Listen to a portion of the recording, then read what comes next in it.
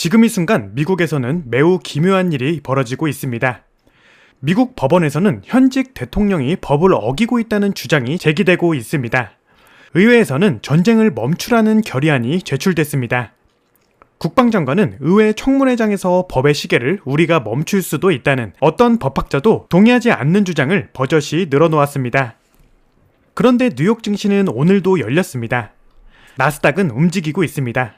유가는 요동치고 있습니다. 시장은 이 모든 혼돈 속에서 조용히 한쪽에 돈을 쌓고 있는 누군가가 있다는 신호를 보내고 있습니다. 오늘은 바로 미국 현지 시간 2026년 5월 1일입니다. 전쟁 권한법, 영어로 War Powers Act의 60일 시한이 오늘 자정을 기점으로 공식 만료됩니다. 트럼프 대통령이 2월 28일 이란에 대한 군사작전, 이른바 오퍼레이션 에픽 퓨리를 개시하고 3월 2일 의회에 공식 통보한 지 정확히 60일이 되는 날입니다.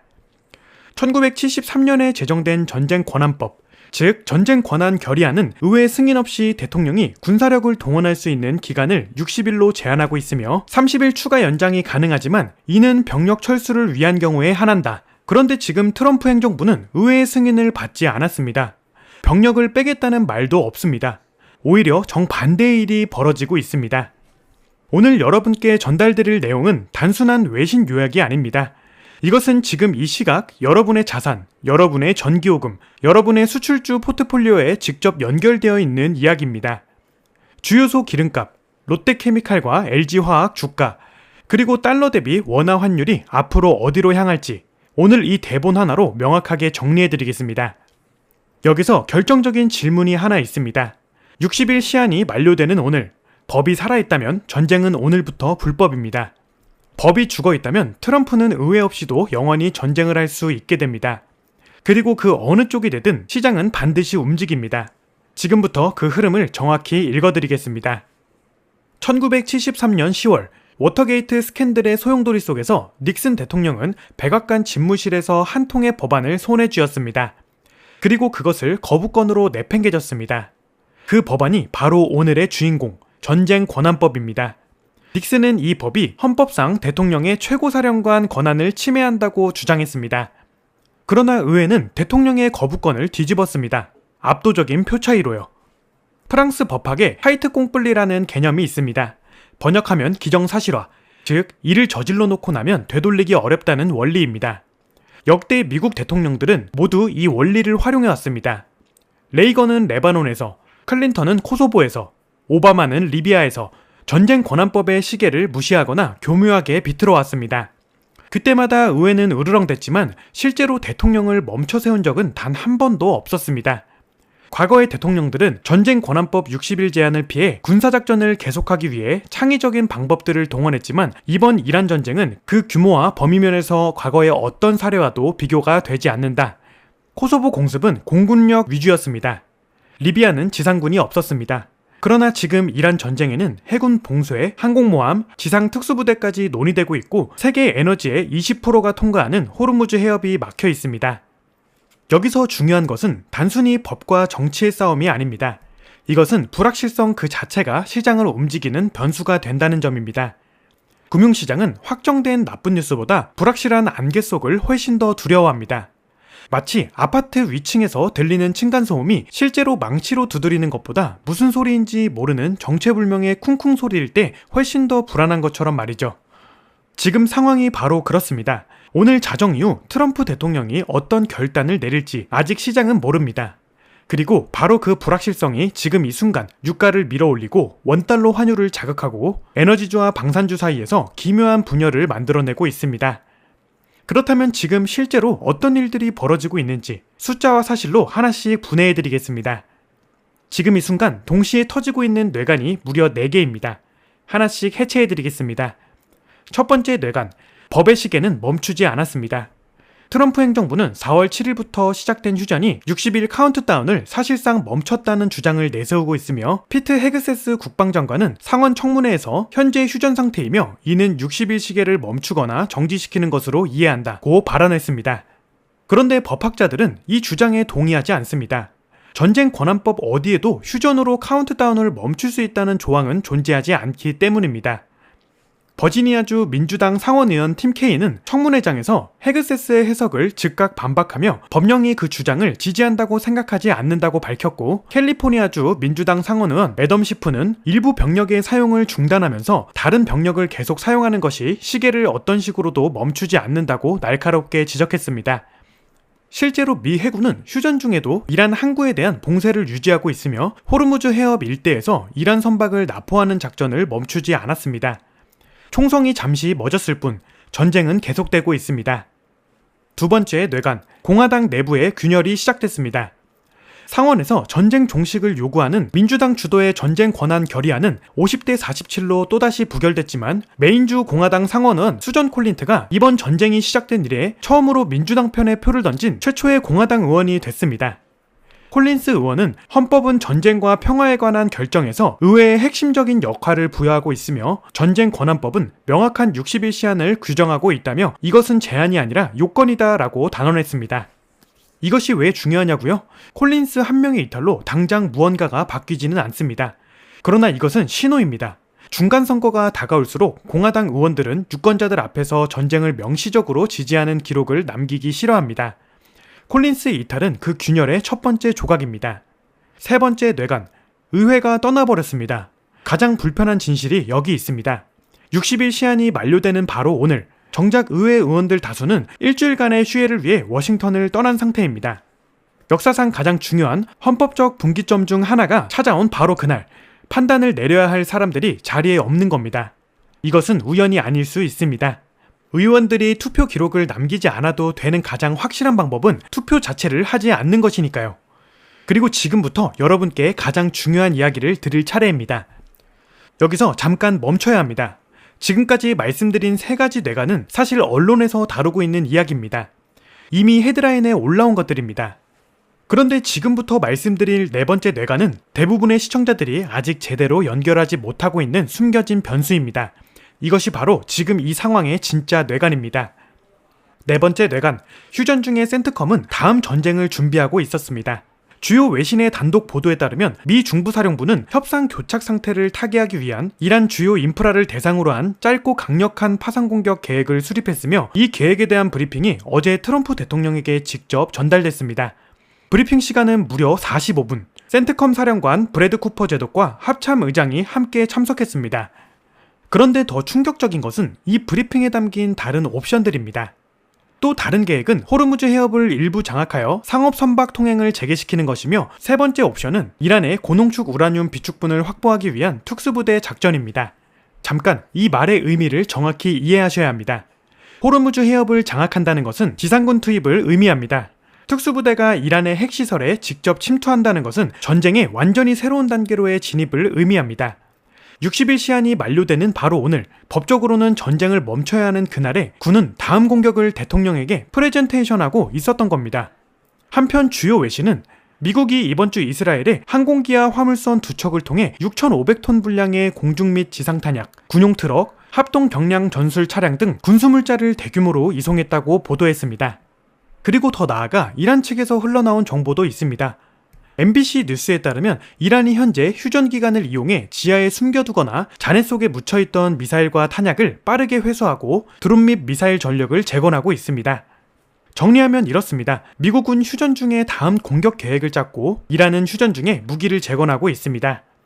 양측 모두 협상 타결이 아니라 다음 충돌을 준비하고 있는 것입니다. 이 상황에서 60일 시한 만료는 전쟁의 끝이 아니라 더 위험한 전쟁의 서막일 수 있습니다. 이 대목에서 여러분이 진짜 물어봐야 할 질문은 이것입니다. 이 모든 것이 지금 한국 경제와 여러분의 자산에 어떻게 연결되는가? 한국은 원유의 약 70%를 호르무즈 해협을 통해 수입하며 LNG 수입의 18%도 이 단일 해상 요충지에 의존하고 있습니다. 이것은 단순한 통계가 아닙니다. 현재 한국 정유사들이 실제로 겪고 있는 현실입니다.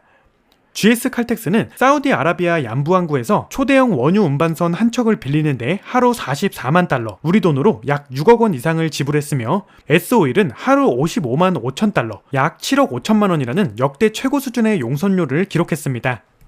한국 국적 유조선 7척이 해협 인근에 발이 묶여 있으며, 롯데케미칼, LG화학, 하나솔루션은 이미 불가항력 통보를 발령한 상태이고, 국내 최대 에틸렌 생산업체인 여천 NCC도 공급 차질을 선언했습니다. 노무라 증권은 한국을 고유가 충격에 가장 취약한 아시아 국가 중 하나로 명시적으로 지목했으며 한국의 순석유 수입 규모는 GDP의 2.7%에 달합니다. 이것은 어느 나라 먼 얘기가 아닙니다. 지금 이 순간 코스피 화학주, 정유주, 항공주, 그리고 원달러 환율이 이 숫자들에 직접 반응하고 있습니다.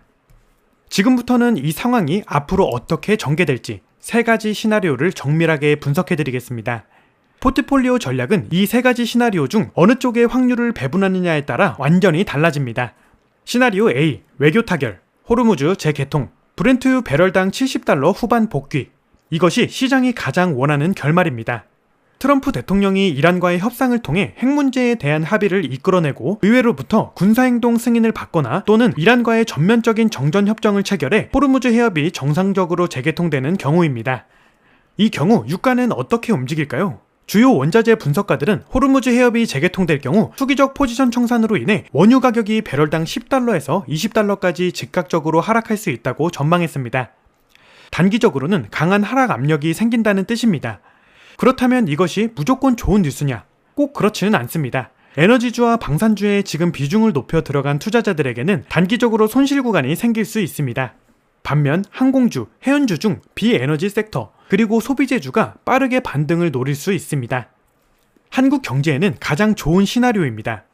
정유사들의 비정상적인 용선료 부담이 해소되고 화학업체들의 나프타 공급이 정상화되며 원달러 환율의 안전자산 쏠림도 완화될 수 있습니다. 코스피 화학, 정유 업종에는 단기 하락이 있을 수 있으나 중장기적으로 정상화의 수혜가 예상됩니다. 그러나 이 시나리오의 실현 가능성은 현재 기준으로 높지 않습니다. 협상은 여전히 교착 상태이고 양측 모두 다음 충돌을 준비 중이기 때문입니다. 전문가들은 이 시나리오를 가능성은 있지만 가장 낮은 확률의 경우로 분류하고 있습니다. 시나리오 B, 트럼프법 무시, 제한적 전쟁 지속, 브렌트유 배럴당 90달러에서 100달러 사이 고착. 가장 현실적인 시나리오입니다. 과거의 모든 대통령들이 그랬듯이 트럼프가 전쟁 권한법을 위헌이라고 선언하며 법원의 판단을 받겠다는 입장을 취하고 의회 역시 직접적인 대통령 견제에 나서지 못하는 채 시간을 끄는 경우입니다. 이 경우 전쟁은 불법적인 법적지위를 가진 채로 지속됩니다. 유가는 어떻게 됩니까? 찰스 슈압의 시나리오 분석에 따르면 중간 단계의 시나리오에서는 군사작전이 점진적으로 축소되더라도 에너지 흐름에 누적된 공급 충격으로 인해 원유 가격이 2분기 내내 높은 수준을 유지할 것으로 전망됩니다. 배럴당 90달러에서 100달러 사이의 구간이 당분간 유지되는 겁니다. 이 시나리오에서 한국 경제는 어떻게 됩니까? 수입 원가는 높게 유지됩니다. 무역수지 압박이 계속됩니다. 원화는 약세 압력을 받습니다. 한국은행은 금리 인하를 서두르기 어렵고 고물가와 고금리가 동시에 지속되는 스태그플레이션의 그림자가 짙어집니다. 코스피에서 에너지, 방산 섹터는 지지를 받겠지만 내수 소비주와 건설주는 고전할 가능성이 높습니다. 시나리오 C, 전쟁 재개, 호르무즈 완전 봉쇄, 브렌트유 배럴당 130달러에서 150달러. 센트컴의 브리핑에서 나온 짧고 강력한 공격 계획이 실제로 실행되거나 이란이 IRGC 고위 간부 추가 사살 등의 자극에 반응해 호르무즈 해협을 완전히 봉쇄하는 경우입니다. 이것은 최악의 시나리오입니다. 카타르 에너지 장관을 포함한 아랍 경제 전문가들은 전쟁이 계속될 경우 원유 가격이 배럴당 150달러에 달할 수 있으며 가스 가격은 100만 BTU당 40달러까지 치솟아 세계 경제에 붕괴에 준하는 충격을 줄 수 있다고 경고했습니다. 한국에 대한 직접 충격은 어느 정도일까요? 한국은 원유 수입의 약 68%를 호르무즈 해협을 통해 공급받으며 하루 약 170만 배럴에 달합니다. 국가가 보유한 전략 비축유는 약 200일치 수준이지만 이것은 수입이 완전히 끊겼을 때의 이야기입니다. 실제로는 수입 단가가 폭등하는 상황이 먼저 현실화됩니다. 불리한 시나리오에서는 제한적인 공격이 지속되어 해협 통행이 방해받고 글로벌 에너지 인프라가 계속 손상되면서 에너지 가격이 2026년 하반기까지 높은 수준을 유지할 수 있으며 유럽과 아시아에서 경기 침체 위험이 현실화될 수 있습니다. 코스피는 어떻게 됩니까? 에너지 충격이 반도체, 자동차, 선박 수출까지 연쇄적으로 타격합니다. 제조업 원가가 급등하며 수출 기업들의 마진이 압박받습니다. 원화는 급격한 약세로 전환되고 외국인 자금 이탈이 가속화될 수 있습니다. 이 시나리오는 단기적으로 코스피 2200선 이하 테스트도 배제할 수 없는 충격 영역입니다. 세 시나리오를 한 줄로 압축하면 이렇습니다. A는 시장이 원하는 결말이지만 지금 당장 올 가능성이 낮고 B는 가장 현실적인 불편한 균형이며 C는 낮은 확률이지만 오면 충격이 가장 크고 빠릅니다. 투자자로서 여러분이 가장 경계해야 할 것은 B를 기대하며 포지션을 잡았다가 C가 오는 경우입니다. 영상을 여기까지 보셨다면 지금 머릿속에 반드시 떠오르는 질문들이 있을 겁니다. 제가 먼저 3가지를 던지겠습니다. 그리고 명확하게 답하겠습니다. 첫 번째 질문. 결국 트럼프는 법을 무시할 테고 법원도 개입하지 않을 텐데 이 60일 시한이 시장에 실질적인 의미가 있습니까? 날카로운 질문입니다. 그리고 이것이 많은 분들이 빠지는 함정입니다. 일반적으로는 트럼프가 법을 어겨도 제재할 수단이 없으니 아무 의미 없는 것 아니냐고 생각하실 수 있습니다. 그러나 실제 돈의 흐름은 다른 곳을 가리키고 있습니다. 전쟁 권한법은 사실상의 집행 수단이 없으며 역대 대통령들이 반복적으로 이 법의 요건을 무시해왔고 법원 역시 이 문제에 개입하기를 극도로 꺼려왔습니다. 이것은 사실입니다. 그러나 시장이 두려워하는 것은 법의 집행 여부가 아닙니다. 시장이 두려워하는 것은 불확실성의 연장입니다. 60일 시한이 지나가도 전쟁이 끝나지 않는다는 사실이 확인되는 순간 시장은 이 전쟁이 언제 끝날지 모른다는 공포를 가격에 더 깊이 반영하기 시작합니다. 모건 스탠리는 이란 전쟁의 핵심 경제적 위험은 전쟁의 지속기간에 있다고 명시했습니다. 원유 가격이 높게 유지되는 기간이 길어질수록 다른 비용으로 광범위하게 전이되며 금리 인상 압력을 높이고 경제활동을 잠식한다는 것입니다. 법적 의미를 넘어서 60일 시한 통과 자체가 전쟁 장기화의 신호탄으로 읽히는 것, 그것이 시장에 던지는 진짜 메시지입니다. 두 번째 질문. 한국은 전략비축유 200일치가 있다고 하는데 그러면 한국 경제는 사실 버틸 수 있는 것 아닌가요? 이것도 자주 나오는 오해입니다. 전략비축유 200일치의 의미를 정확히 아셔야 합니다. 이것은 수입이 완전히 제로가 됐을 때를 가정한 숫자입니다. 그러나 실제 시나리오는 수입이 끊기는 것이 아니라 수입 단가가 폭등하는 것입니다. 비축유는 공급 부족을 해결해 줄 수는 있지만 가격 폭등을 막아줄 수는 없습니다. 지금 한국 정유사들이 하루 6억 원에서 7억 원이 넘는 용선료를 내면서 원유를 들여오고 있는 현실이 그 증거입니다. 롯데케미칼, LG화학, 하나솔루션이 이미 불가항력 통보를 발령했고 여천 NCC가 공급 차질을 선언한 상황은 전략 비축유와는 전혀 다른 차원의 문제입니다. 나프타를 원료로 쓰는 석유화학 산업은 비축유가 아니라 실시간으로 정제된 원료가 필요합니다. 비축유 200일치는 안심할 근거가 아니라 그나마 200일이라는 시간 안에 상황이 해결되기를 바란다는 조건부 안전판입니다. 세 번째 질문. 에너지주를 지금 사야 합니까? 팔아야 합니까? 가장 많이 물어보실 질문이고 가장 신중하게 답해야 하는 질문입니다. 제가 특정 종목의 매수나 매도를 권유드리는 것은 아닙니다. 다만 지금 이 상황에서 논리적으로 돈이 어디로 흐를지를 말씀드리겠습니다. 역사적으로 지정학적 리스크에 의해 촉발된 주식시장의 변동성은 일시적인 경우가 많으며 이것이 감정에 의한 포트폴리오 변화에 반대하는 근거가 됩니다. 동시에 원유 충격이 지속될 경우 인플레이션 위험이 살아있고 연준의 경로를 복잡하게 만들기 때문에 분산 투자가 더욱 중요해집니다. 정리하면 이렇습니다. 지금 당장 에너지 섹터에 대규모로 신규 진입하는 것은 단기 모멘텀을 쫓는 위험한 선택일 수 있습니다. 이미 유가가 상당 부분 상승한 상태에서 추격 매수는 뉴스 하나로 급락을 맞을 수 있습니다. 반면 에너지주를 과도하게 겁먹고 전량 매도하는 것도 성급합니다. 시나리오 B와 C의 가능성이 여전히 높기 때문입니다. 그렇다면 지금 이 시각 여러분이 취할 수 있는 가장 합리적인 포지션은 무엇인가? 3가지로 정리해드리겠습니다. 첫째, 포트폴리오의 현금 비중을 평소보다 높게 유지하십시오. 이 상황은 불확실성이 극도로 높은 국면입니다. 센트컴의 새로운 공격 계획이 실행될 경우 시장은 예측보다 빠르게 움직입니다. 현금은 이럴 때 방패이자 기회의 탄환입니다. 전문가들은 현재 시장 변동성이 헤드라인 리스크에 의해 단기적으로 격렬하게 움직이는 상태이므로 시장의 반응이 진정된 후 진입하는 것이 감정적 의사결정보다 낫다고 조언합니다.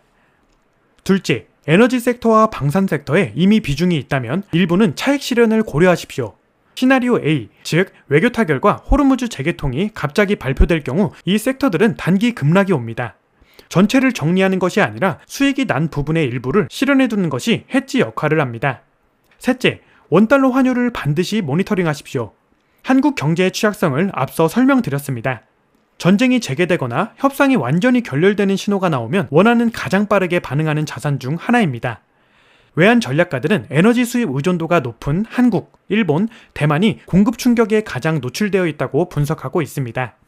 달러 자산이나 달러 연동 상품을 포트폴리오의 일부 구성 요소로 가져가는 것이 이 국면에서 자연스러운 해지 수단이 될 수 있습니다. 마지막으로 한 가지를 더 말씀드리겠습니다. 오늘 트럼프 대통령이 어떤 선택을 내리든 그것은 하나의 사건입니다. 그러나 여러분이 그 사건에 어떻게 반응하느냐, 그것은 여러분의 선택입니다.